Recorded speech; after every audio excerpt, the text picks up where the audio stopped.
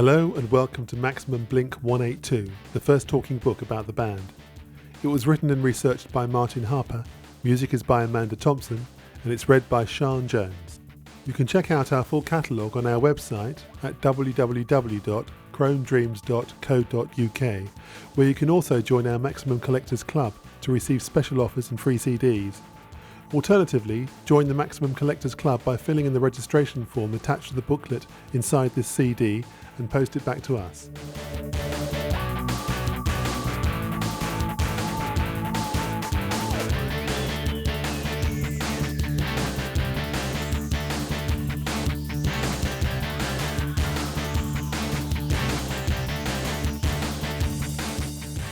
First time you play somewhere, people don't know what to expect from a band, and when we come out and just start talking about really stupid sexual things, sometimes it throws people off, but I think once people understand that where we're coming from, there's a joke and it's all in good fun, then they get it more. The first wave of punk broke in 1976 with the arrival of the Sex Pistols. For the first time since the mid-60s, British music was once again the talk of the world. Punk rock would soon become a lucrative business, with bands such as The Damned and The Clash proving to be successful money spinners. Even though the British punk acts all claimed to be influenced by American bands such as Iggy and the Stooges, the MC5 and the New York Dolls, it would be 4 or 5 years before the United States caught on and produced their own brand of punk. However, by the early 80s it became obvious that American punk was becoming incredibly popular. Bratty cartoon rockers the Ramones were building up a large following, and the intense sound of the New York hardcore bands like the Germs was taking over the underground scene. The floodgates were finally opened 10 years later, as the South California scene exploded. Suddenly, American punk was big business on both sides of the Atlantic. Green Day, Rancid and The Offspring were capable of scoring hit singles and producing high-selling albums, easily competing with the pop bands of the time. These new punk bands differed from the original British acts in many ways, but the most significant change was the addition of a large dose of humour. Smash hits like Green Day's Basket Case and later on The Offspring's Pretty Fly for a White Guy were less about politics and more about poking fun. Serious, angry bands still existed, and some bands, The Offspring in particular, combined both humour and heavy messages. Others chose to devote themselves to the lighter side of punk, focusing on having a good time, in the same way that early US groups like the Ramones and the Replacements had done. One such band was Blink 182. Hidden for a long time by bands more successful than themselves, Blink 182 have made an art form out of schoolboy humour. Completely unconcerned with the deeper issues of life, their songs have a playful charm that has recently won legions of followers across the world. Always a popular underground band, their sense of humour has remained untouched by years of touring and near obscurity. In fact, it would be easy to think that they just emerged from high school and become an overnight success. But it's unlikely any bunch of teenagers could produce songs as catchy and well-constructed as Blink 182 do. Their road to fame had simple beginnings. 3 teenagers that really didn't want to get a proper job.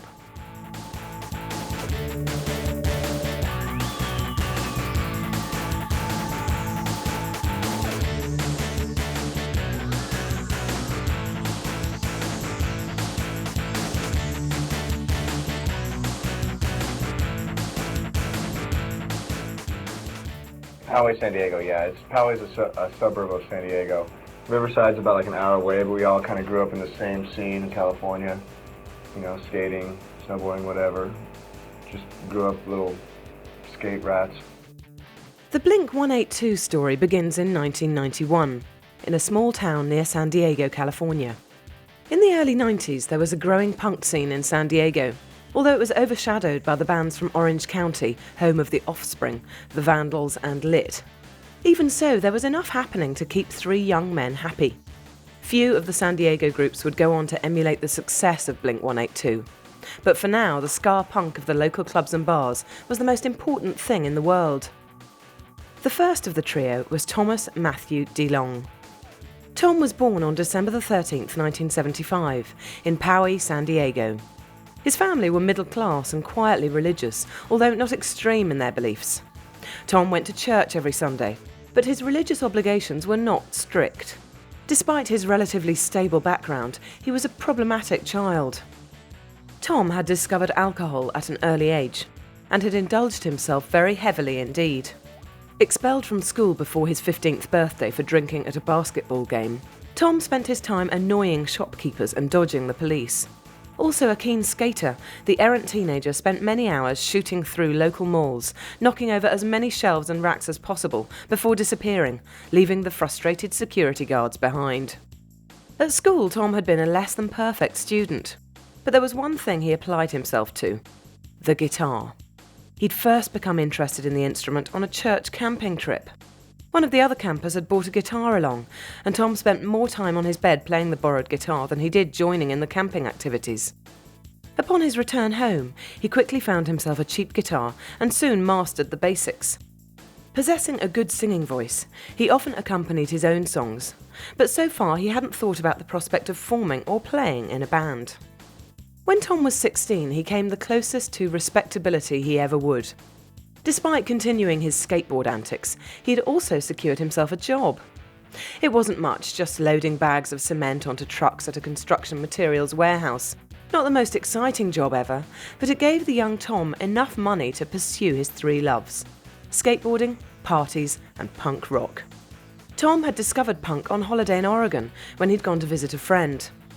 This friend was heavily into punk and introduced Tom to such bands as Stiff Little Fingers, Dinosaur Jr. and The Descendants. Despite having previously thought punk was nothing but fast noise, Tom fell in love with the sounds he heard. The next link in the chain was a young man named Mark Allen Hoppus, who had turned 19 a few months before. Mark came from a well-off family, and his father worked as a high-tech weapons engineer for the US Navy, helping to design computer systems for some of the most advanced weaponry of the day. Mark had been born in California, although his father's work took the family to various places in the US, rarely staying anywhere for longer than 2 years. Since then, Mark had said that the constant moving from place to place was the only consistent feature of his childhood. His parents divorced when he was 14, and Mark went to live with his father, Tex, in Washington, D.C. When Mark was 16, he returned to California and settled in the town of Ridgecrest near San Diego. The town is situated near a missile test site where his father worked. The move back to the Sunshine State wasn't a problem for Mark, who'd already discovered the joys of the SoCal, or South Californian punk scene. His favourite band was The Descendants, who would prove to be a great influence on Blink-182 in later years. A look at the Descendants' discography reveals obvious similarities to Mark's later band. Songs like Milo Goes to College, I Don't Want to Go to College, and Everything Sucks could be straight off any Blink-182 record. Both bands have the same attitude, a defiant stand against anyone who might call them losers or expect them to be in any way serious. Like many teenagers, Mark admired the Sex Pistols, but found their anarchic stance a little too much for him.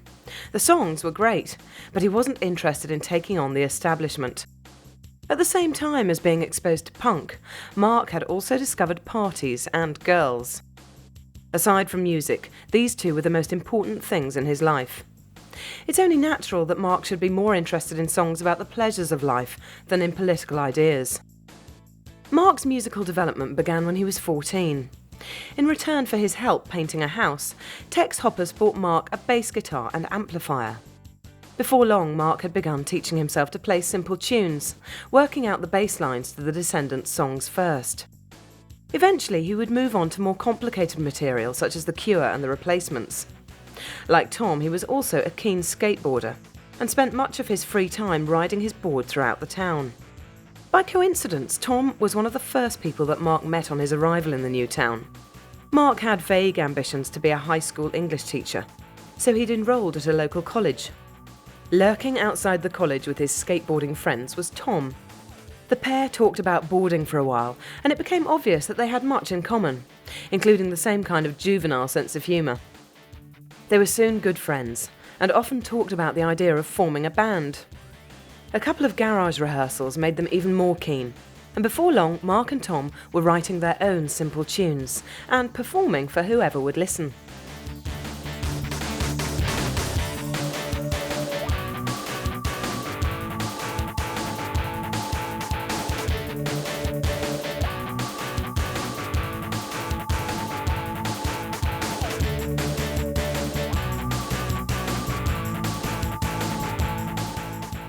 Bands like Sprung Monkey 9 and Fluff and Unwritten Law and all these other bands that come from San Diego, Rocket from the Crypt, definitely we have ship with, and it's kind of a camaraderie. We get amped when we see each other on tour and, hope that each other do well. Mark and Tom's first performances were small affairs, in front of friends and family mostly. Unlike many bands, they haven't really changed their name during their career. The first name they chose was Blink, which was changed to Blink 182 2 years later to avoid legal complications. There was never any argument over the band's name. Blink was the only one they ever wanted. In later years, they would say that it was the name of a neighbour's dog when Mark was a kid, but they've also given several other explanations. It soon became clear that two people weren't enough. Mark and Tom sounded good, but they didn't sound like the punk bands they loved. They would need a drummer before they could really get going. Fortunately, Tom knew a kid at school who played the drums, so they tracked him down and asked him to try out for the band. Scott Rayner was 14 and a keen heavy metal fan. For Scott and his friends, Metallica were the best band in the world.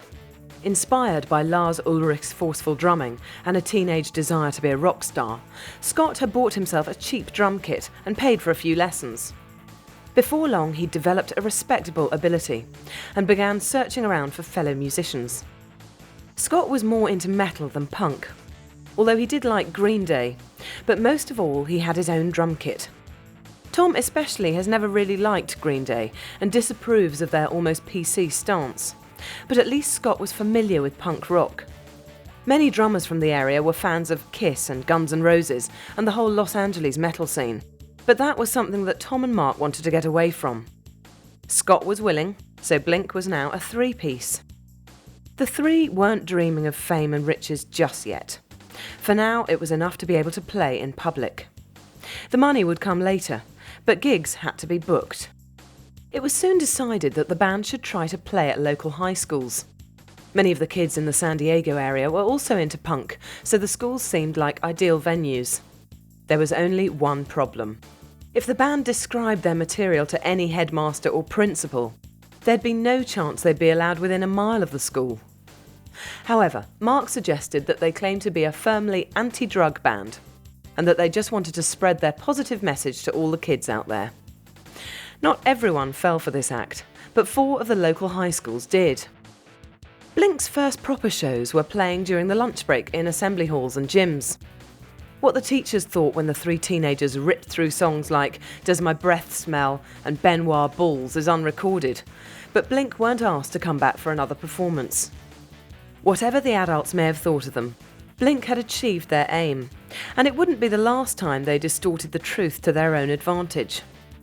They'd managed to play a few gigs, which had introduced them to what even nowadays is their target audience: teenagers.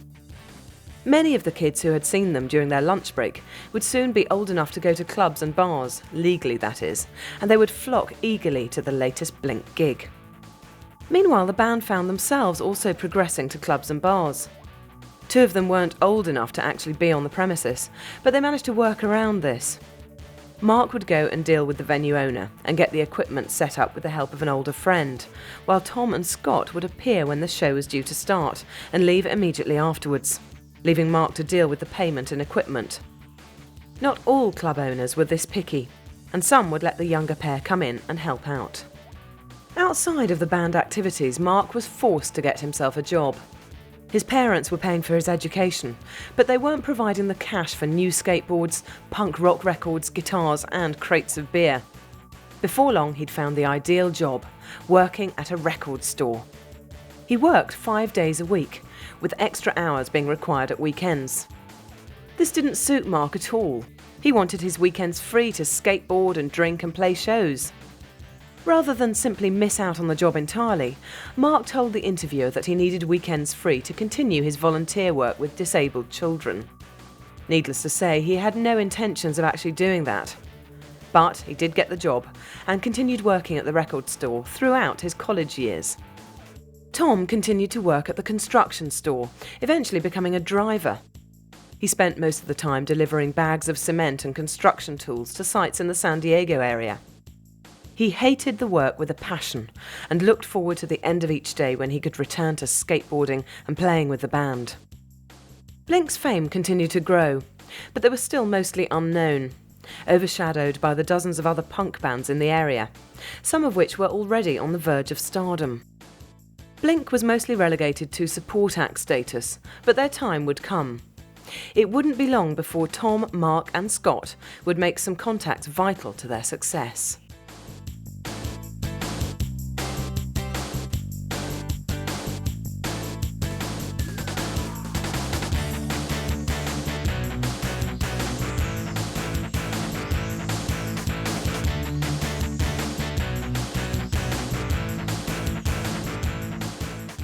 San Diego has a very huge music scene, especially for local bands and local talent, and we're actually honestly really lucky to have come from San Diego because we've gotten, we wouldn't have had the support that we had from the beginning coming from a different city. As Blink moved on to clubs and bars, their shows became considerably more extravagant. Not content just to play music, they developed a series of audience participation routines which suited their sense of humour. The most popular of these were the wet t-shirt contests, where members of the audience were invited to douse themselves with water and dance in front of the stage. Not wishing to be seen as sexist, the band also suggested that the men change into skimpy shorts and soak themselves too. Before long, Blink concerts were beginning to resemble strip shows as dedicated fans got carried away and dispensed with the t-shirts entirely. This wasn't as much of a problem as it might seem. For a start, some of Blink's shows were at strip clubs anyway, where such behaviour wasn't exactly a surprise. Other venue owners turned a blind eye. A number of their customers might be half naked and soaked, but everyone was spending money, and a Blink concert was soon guaranteed to be sold out. The band themselves had no problems with the audience having a good time, and it wasn't long before they were actively encouraging women to get rid of their tops. Understandably, these antics won the band a fair amount of attention in the local area. Many people were intrigued by these three kids whose shows were more like water-soaked beach parties than anything else. For years, they would be known as teenagers, long after Mark and Tom had passed the age of 19.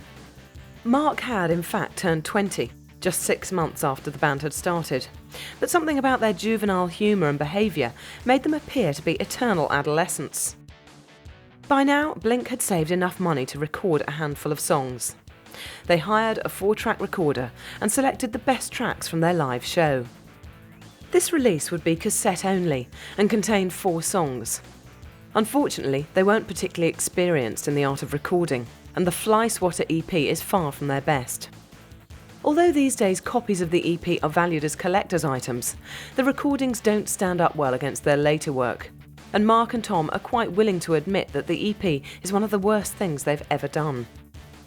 Fly Swatter was sold at their shows and through their mail order system, but it didn't prove particularly popular. Blink were known primarily as a live band, and it would be a while before their recorded work achieved the same popularity as their shows. Blink also gained a good deal of respect from their peers in the punk rock field. Although the more serious-minded bands were disparaging about their attitude, the surf skate groups thought Blink were a very good thing indeed. Many of them had also grown up on a diet of the Descendants and the Ramones, and loved girls and the good life just as much as Mark, Tom and Scott did. Most of their support came from Orange County punks, the Vandals. Although they never quite made it into the same league as Green Day and The Offspring, they were a highly respected outfit, mostly because they survived without a major label support. Drummer Josh Freese had also involved himself in many side projects, including the annual Devo reunion tours, Tool frontman Maynard Keenan's new band A Perfect Circle, and most importantly, the new Guns N' Roses album, The Chinese Democracy. Josh and the Vandals were keen fans of Blink and helped them out in a variety of ways. The Vandals ran their own independent label called Kung Fu Records. This was mainly to allow them to release their own albums, but occasionally other bands would be invited to record and put out something on their label. Being friends with the Vandals, it was no problem for Blink to arrange to release their next recording through Kung Fu Records. The process was relatively quick. Blink already had the songs prepared, as they'd been playing them live for some time now. Eventually, 14 songs were recorded for the album, which would be called Buddha. Once again, the album would be only available as a cassette, although in later years it would be reissued as a CD. By the end of 1994, the boys were ready to release Buddha. As a debut album, it's not as bad as it could be. Blink-182's later style is very much in evidence. Fast-paced songs with melodic hooks, showcasing Tom's irreverent lyrics. The best tracks are My Pet Sally and TV, although most of the songs are of a high standard. There are 1 or 2 weak cuts, but mostly it's an impressive collection. Blink had a good recording under their belt, and were now in a position to move on to much bigger and better things.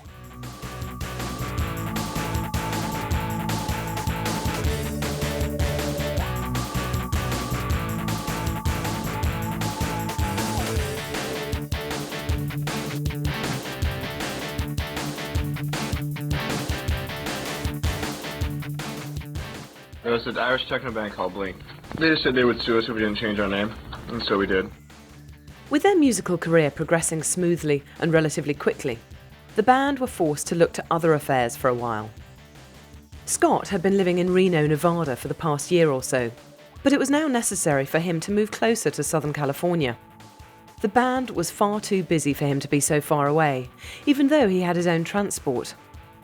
By the middle of 1994, Scott had moved in with Mark in Poway, San Diego. Scott was continuing his high school education by post, since he was keen to go to college in a couple of years.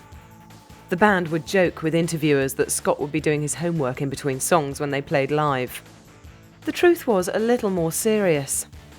Scott had always maintained that he loved making music, but also that he didn't want that to be the only thing he could do. For the moment, things were fine. But it wasn't long before Scott's desire to keep up his academic achievements became a serious problem for the band. Mark himself wasn't doing so well with his studies. Despite having received good grades for 3 years, he was told by the college authorities that he hadn't actually fulfilled any of the requirements for any specific course. He'd simply taken courses that appeared interesting, not realising that if he'd continued doing that, he wouldn't be allowed to progress onto the final year of his degree. Faced with the knowledge that he'd have to study for another 2 years, Mark decided it would be wiser to devote himself to Blink. He was still working at the record store, and he had money coming from the band, so he could still support himself. Tom continued to work at the construction store, delivering materials to building sites. Blink's fame continued to grow. They were playing 3 or 4 gigs a week, and were taking short tours around the country, sometimes as far afield as the East Coast. As an independent release, Buddha was selling well, although not enough to break into the charts. The cassette-only format made it inappropriate for radio play, but it was still a good representation of the band and proved popular at concerts. It also attracted the attention of other independent labels, who expressed a desire to sign Blink. One of these, Cargo Records, wanted to sign the band for 1 album, after which the contract could be renegotiated. This was precisely what the band wanted. They had a chance to record a better album, but without being tied to the label in case things didn't work out. As it happened, this was a wise move on their part, as it wasn't long before they were being approached by major labels. For now, they were happy to sign with Cargo Records. The resulting album would be released through their Grilled Cheese imprint, a subsection of Cargo. Sessions for the new record were once again quick and easy, mostly because 7 of the 16 tracks of the album were re-recorded versions of songs that had appeared on Buddha. The remaining 9 were drawn from the past 3 years, so some of the material was quite old. Unfortunately, it showed. Cheshire Cat, named by Tom because of his love of Alice in Wonderland, was definitely inferior to the previous release. Songs like Does My Breath Smell were still good live numbers, but they didn't come across particularly well on disc. It didn't help that some of the tracks taken from Buddha weren't the best ones on that album. The production was dull and lackluster, sometimes sounding as if the band were playing in the next room instead of having the loud, in-your-face appeal of the live shows. Lyrically, the album dealt with the same themes as before. Carousel and Does My Breath Smell described failed attempts to impress girls, whilst Toast and Bananas was dedicated to the art of laziness. Occasionally there were moments of surprising depth. Cacophony and Sometimes, 2 of the album's standout tracks, told tales of alienation, despair and self-doubt. Only one thing interrupted the release of Blink's second full-length album. As the sessions were nearing completion, it was discovered that there was already a band with the name Blink. The other band was Irish and already had a record contract. They weren't famous, but there was no doubt who would lose out if it came to a legal battle. The Irish Blink had been around for a few years longer than their American counterparts. So it was decided that Mark, Tom and Scott would have to change the name of their band. The change was a simple one. 3 numbers would be added to the existing name, making it Blink 182. Despite many attempts to analyse the meaning behind those numbers, there really is none. They just seemed the best idea at the time. However, Tom and Mark have had lots of fun making up quack theories about the change. For a while, they claimed the name was taken from the title of the flop 1985 movie Turk 182, but they have since denied this, pointing out that the movie is too dumb to take your name from. Another amusing theory they've used is the numbers 1, 8 and 2 add up to 11, the number that the amplifier goes up to in the spoof rockumentary This Is Spinal Tap. Cheshire Cat was released in early 1995, and the band began a lengthy series of shows in support of the album. The tradition of wet t-shirt contests and half-naked females was by now firmly established, even though their audience was largely made up of kids under the age of 16.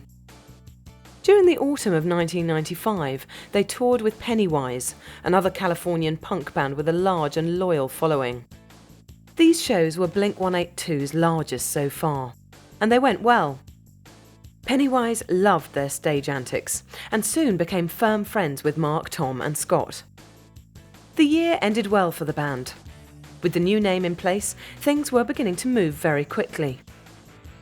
After 4 years of work, they had reached the point of no return. Blink 182 were becoming the ones to watch, and the next 18 months would see them on the verge of stardom.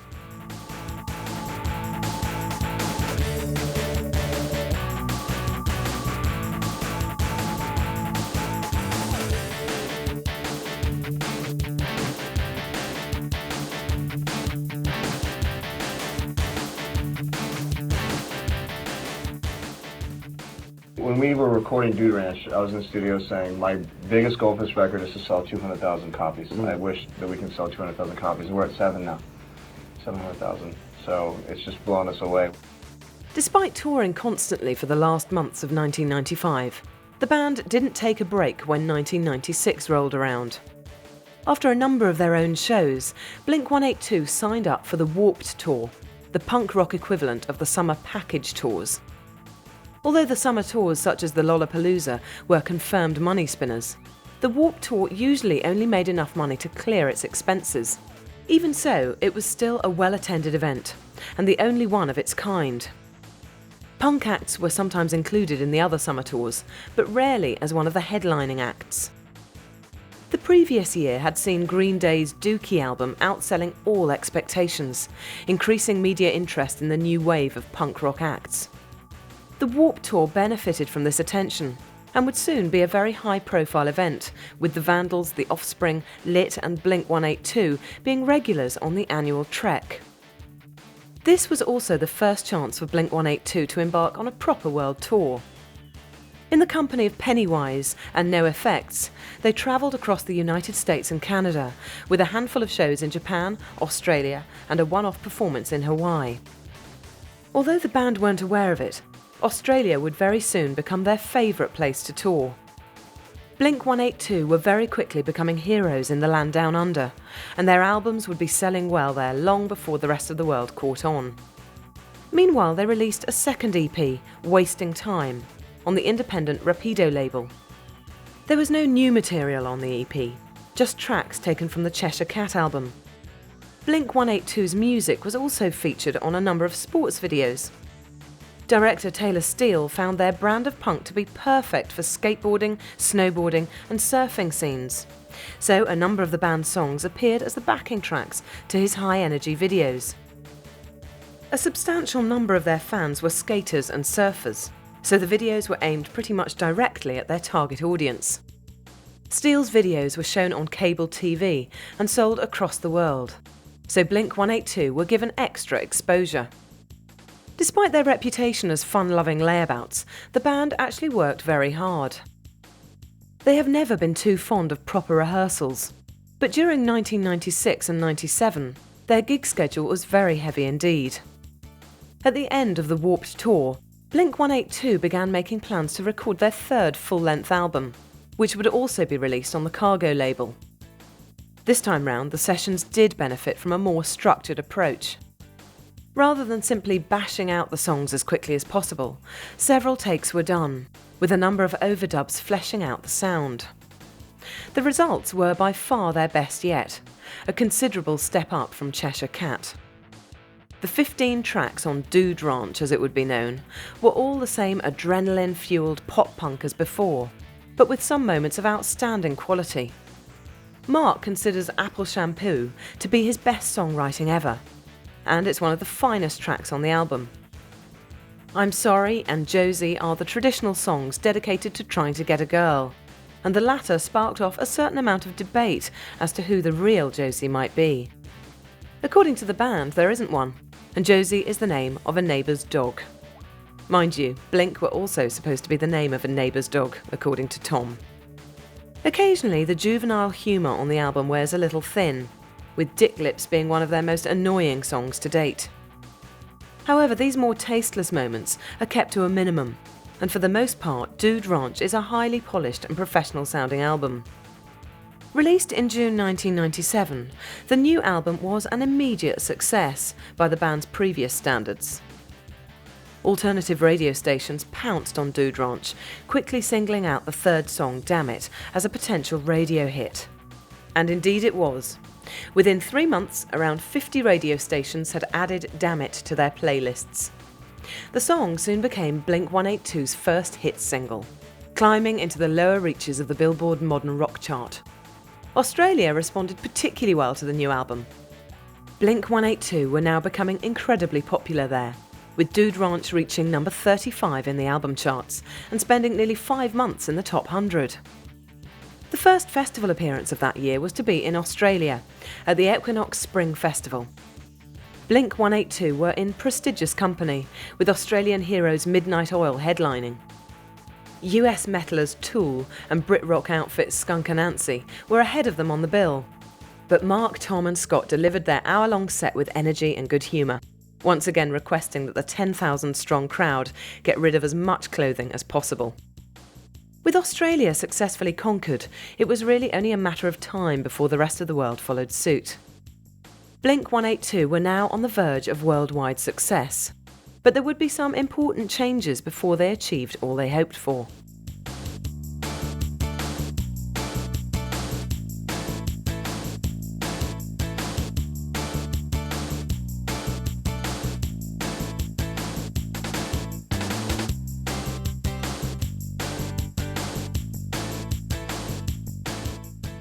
As far as headlining goes, yeah, probably. I mean, we did the Warped Tour, and we did Snowcore where the venues were huge or whatever, but as far as headlining our own shows go, this has definitely been a step up for us. The next major engagement for Blink-182 was once again the Warped Tour. Since last year, the tour had become sponsored by one of the largest manufacturers of skateboards in the United States, and was now called the Vans Warped Tour. This time around would be the biggest Warped Tour yet, with many high-profile bands appearing such as Pennywise, Old Friends the Vandals, 311, the Mighty Mighty Bosstones and, of course, Blink-182. With Dude Ranch still selling well, the Australian leg of the tour turned out to be the band's personal favourite. When they played in Melbourne, Blink-182 were given such a warm welcome that they resolved to return to the city as often as possible. They would frequently point out to audiences that Melbourne was their favourite city, which perhaps understandably didn't always go down too well, especially when they weren't actually playing in Melbourne that night. Occasionally things didn't go too smoothly in Australia. One performance, headlined by Blink-182 and supported by 3 Australian punk acts, descended into rioting as police tried to break up the mosh pit rather than allowing the teenagers to thrash about on their own. Unused to dealing with security at concerts, the police overreacted, causing bad feeling amongst the crowd. They responded by throwing everything they could get their hands on at the stage, where Blink-182 were halfway through their set. The show had to be cancelled as the band was taken off to a secure area and the crowd was broken up. Scott, speaking for the band, said they would have no problem returning to the venue at a later date and that the police were not to blame. They hadn't been adequately briefed or trained for the event and reacted in the best interests of the audience. Thankfully, there were no more incidents of this kind on the rest of the tour. It was primarily their reception in Australia that attracted the attention of the major labels. Realising that Blink-182 would soon be very popular indeed, they were keen to sign the band to their label. Interscope, whose acts included Bush and rapper Dr. Dre, made a promising offer, but the best one came from MCA, a long-established label with a very successful history. So Tom, Mark and Scott chose to accept their offer and were signed to a major label 6 years after forming the band. While the band was signing the deal with MCA and working out the terms, Dude Ranch continued to do well, and eventually sold 500,000 copies by the end of 1997. After signing with MCA, they took over the distribution, using their superior resources to push the album even further. In Australia, it would soon break the million copies mark, earning Blink-182 the kind of money they had only dreamt of before. Their earlier albums had made a little profit, but much of that had to be pumped back into extensive touring and new equipment. With MCA behind them, Blink-182 could afford new apartments and many luxury items. Mark and Tom finally quit their jobs. They'd only been working when they were back in San Diego, but had retained their jobs as a safety net. Now the time had come to dedicate themselves 100% to the band, and they finally had the money to do so. At least that is the way Tom and Mark saw it. Scott disagreed. In his eyes, it was important to keep up his studies and learn a trade other than music.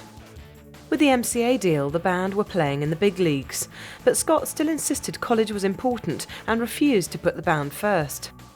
The matter was put aside for the time being, although it was obvious that this situation could not continue for much longer. Something would have to be done, one way or another. Meanwhile, Blink-182 were set to perform their first headlining tour. They were to be around-the-world treks, focusing on Australia and the United States, but also heading to Europe, Japan and Canada for short periods. This tour would charmingly be called the Poo Poo Pee Pee Tour, and would feature the usual mix of juvenile antics and childish behaviour, but on a much larger scale, seeing as this was their first time headlining. The support acts were Unwritten Law and Homegrown, two skate punk bands from San Diego, long-standing friends of Mark and Tom. This tour was also the first time that Blink-182 had made heavy use of sponsorship. But before long, virtually everything they used or wore would be the result of a deal with the manufacturing company. Sunglasses, t-shirts, even boxer shorts, everything. In later years, they would become known as the kings of sponsorship deals, and to some people this would seem excessively commercial. But for Blink-182, sponsorship deals means only one thing: more money. It didn't alter the quality or spirit of the music.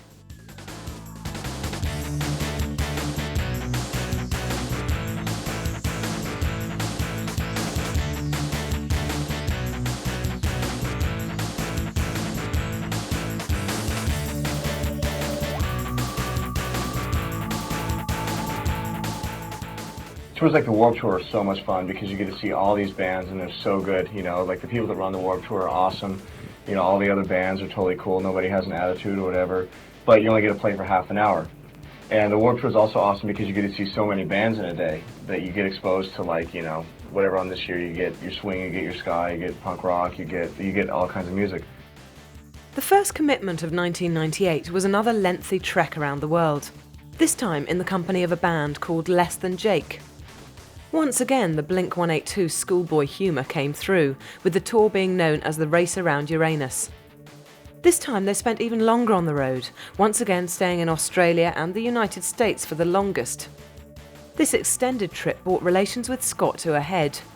With their tours getting longer and longer each time, Scott was beginning to have doubts about his ability to keep up his academic studies. He told the band this, and suggested they take a sabbatical from band activities in order to allow him to catch up with his work. Mark and Tom were not impressed. They hadn't worked hard for nearly 7 years to give up at the moment of their greatest success. They saw Scott's reluctance to commit to the band as something of a betrayal, and informed him that if he wasn't prepared to keep up with the rest of them, then he should leave the band. This was more of a dismissal than a choice, and Scott Rayner was thrown out of Blink-182. This was a major upset.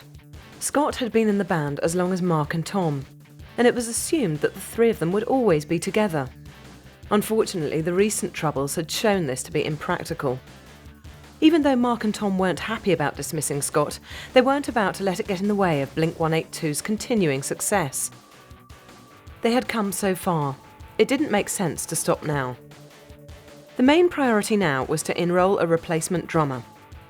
Thankfully, a suitable candidate was quickly found, someone they already knew. Travis Landon Barker was 22 years old at this point and a native of California. Having grown up in the rougher district of Riverside, California, Travis had used drumming as his way to avoid a life of crime. His mother had always been supportive of his musical leanings. She had died when he was 10, but not before telling him to follow his desire to be a musician. He was a skilled drummer with a love of punk, especially the Descendants, but he also had a fondness for the Police and jazz rock band Steely Dan. Before joining Blink-182, Travis had earned an impressive series of credentials, playing in respected ska punk bands like the Suicide Machines and the Aquabats. For a while, he'd been drummer for the Vandals, which is where he first met Mark and Tom. He'd recently left the Aquabats, so the offer to join Blink-182 came just at the right time. The band didn't head straight out onto the road after recruiting Travis. Mark was busy making arrangements to manage a fledgling punk band from San Diego called River Phoenix. His aim was to allow them the opportunities Blink-182 never had. Frequently, bands learn the right way to do things, but only when it's too late to change.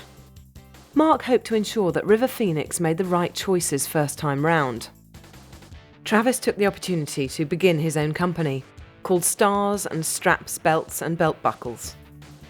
The company specialised in hot rod designs from the 50s, and the Blink-182 connection brought a great deal of attention to Travis's business venture. Meanwhile, Damn It continued to be the group's anthem. The song was chosen for the soundtrack to the hit romantic comedy Can't Hardly Wait. The teen angst sentiments of the track fitted in with the theme of the movie and brought Blink-182's music to an even larger audience.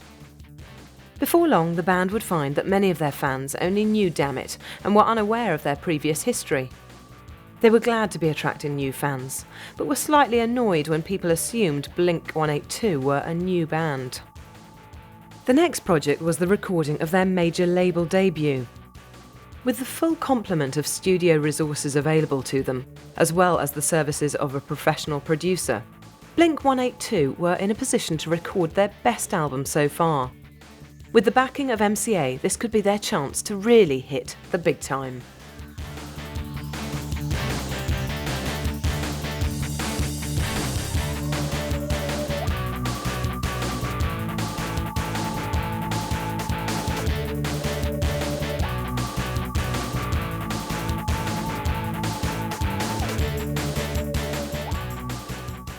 And I model a lot of enemas. I model enema bags. I model enema bags. And today we're modeling one for the album cover because we might call it Enema of the State. That was really good. That was really good, huh? Hey, that's a good. Hey, where's Mark? Hey, Mark, let's name the album Enema of the State. Blink-182's fourth album and their first for MCA was released in June 1999. Tom came up with the title Enema of the State. It was, without a shadow of a doubt, their best effort so far, and one of the finest albums of the year. Despite the typically juvenile title, the songs showed definite signs of maturity. Blink-182 hadn't turned into philosophers overnight, but they had altered their lyrics to fit their age. Many of the tracks are concerned with the idea that life is just as confusing and annoying after college as it is at high school. It's just as difficult to be an adult as it is to be a teenager, and girls are still notoriously hard to understand. Lead-off single What's My Age Again dealt with the problems of being expected to be mature and grown up, but still feeling the urge to act like you're 18.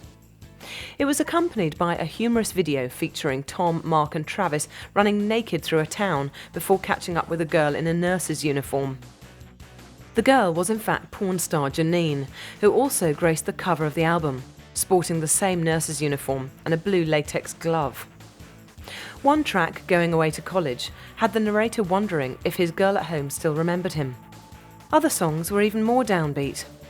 Adam's song contained thoughts of suicide and self-doubt, but thankfully ended on a positive note. This idea of hope at the end of the tunnel was a recurring theme on the album, with many songs suggesting that things will get better.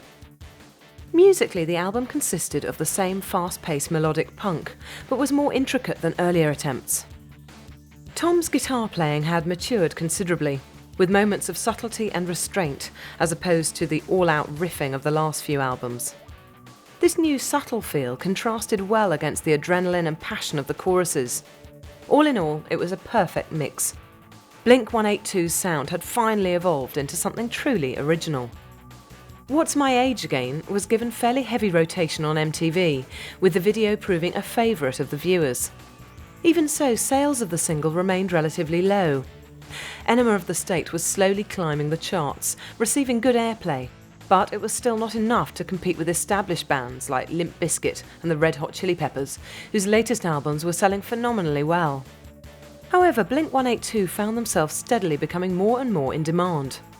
A cameo spot in the tasteless teen comedy American Pie saw them basically playing themselves, watching a shy hormonal male attempting to seduce a visiting foreign student live via an internet camera. Tom and Mark also found themselves playing wholesome 60s teen heroes Jan and Dean for the TV miniseries The History of Rock and Roll, doing a version of their classic 1964 hit Dead Man's Curve. The pair looked surprisingly similar to the teen idols, despite being almost the total opposite of them in real life. With Enema of the State still climbing, Blink-182 joined the newly expanded Vans Warped Tour. Sponsorship had been good to the Warped organisers. The 1999 tour now featured metal and hip-hop acts, as well as the obligatory punk complement. Each of the different genres was represented by a top-level act, like The Offspring, Ice-T, or Suicidal Tendencies. Every show was a miniature festival, with the schedule organised so that only one band was playing at any given time, and the major bands took it in turn to occupy the main slot. Blink-182 were well received every night, and some critics suggested their shows were the best of the whole tour. Mark and Tom found themselves in the spotlight once again because of their outspoken views. Having featured noted porn star Janine on the cover of their album, the band were often asked their opinions of the porn industry and pornography in general. Along with Fred Durst of Limp Bizkit, they were spotted several times attending parties hosted by various porn moguls. Happy to talk about their love of porn, Mark and Tom were once again held up as the naughty schoolboys of the rock scene. But that was okay. They had everything they wanted, and nothing was going to bring them down.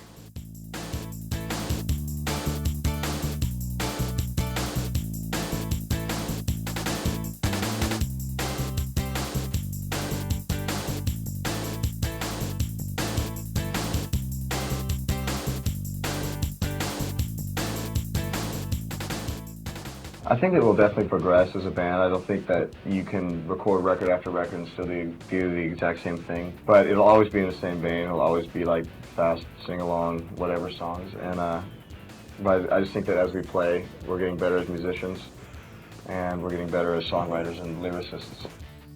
Blink-182 received a number of honours for their latest album.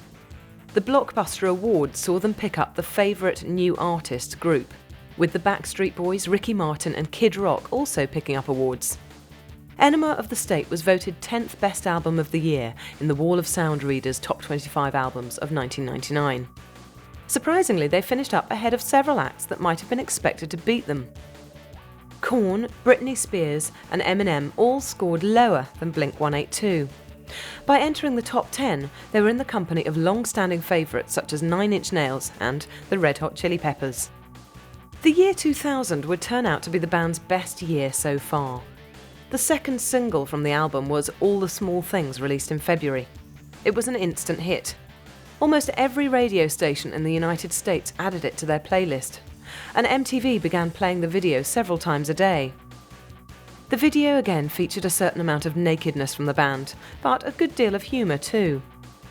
The Backstreet Boys, Britney Spears, and Christina Aguilera all found themselves being parodied by the band, who gratuitously ripped off their videos. Tom was featured wearing a blonde wig and a skimpy bikini, running along a beach and playing with a puppy, which eventually dragged him to the ground and attacked him. Another clip saw Mark rolling around in some flowers, as in the video Genie in a Bottle, except that Mark proceeded to eat the flowers. Music video channels took great pleasure in playing All the Small Things, next to the Backstreet Boys video. Whereas the fans in the boy band video held placards saying "We love you," Blink-182's fan held signs saying "Travis, I'm pregnant." Unsurprisingly, the Backstreet Boys were unavailable for comment. All the Small Things was the band's breakthrough hit. Enema of the State quickly headed towards the top of the album charts, despite having stayed in the lower reaches for some months. Suddenly, things were really happening for Blink-182. They featured on the cover of Rolling Stone and numerous other magazines, and they were invited to appear on many TV shows. MTV Europe featured their song choices for an entire hour, during which time they lived up to their reputation, flirting shamelessly with the young presenter and making jokes about Ricky Martin. Even though their album had been released the previous year, Blink-182 were the most exciting band of the year 2000. Bigger things were predicted for the summer. The early months of 2000 were taken up with the Big Day Out tour. The annual rock package took in the United States, Europe and Australia, although it failed to reach the UK. The headlining spot was rotated between the Red Hot Chili Peppers, Nine Inch Nails and the Foo Fighters, with Blink-182 being given the slot before the headliners. By the end of the tour, they had been seen by some 500,000 people. In May, the band took to the road for another tour of the United States, with 28 dates planned, including one show in Toronto, Canada.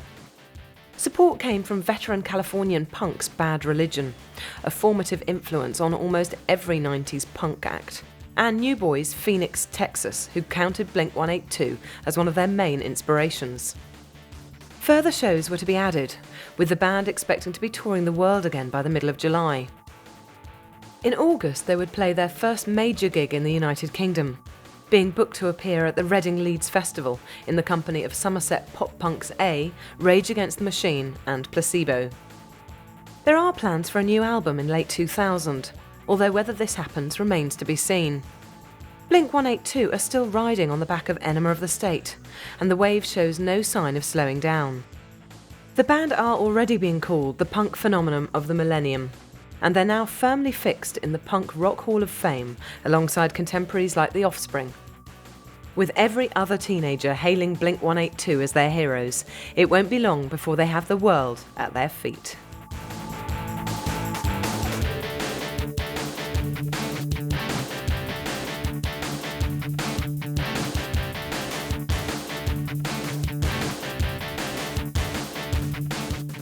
Thanks for buying Maximum Blink-182. We hope you enjoyed it. Watch out for further titles on Chrome Dreams coming up soon. If you did enjoy it or have any comments or suggestions, write to us at Chrome Dreams, PO Box 230, New Malden, Surrey, UK, KT3 6YY, or email on mail@chromedreams.co.uk. For more details on joining the Maximum Collectors Club and claiming your free CDs, check out our website at www.chromedreams.co.uk or look at the booklet inside this CD. Thanks again for listening and goodbye for now.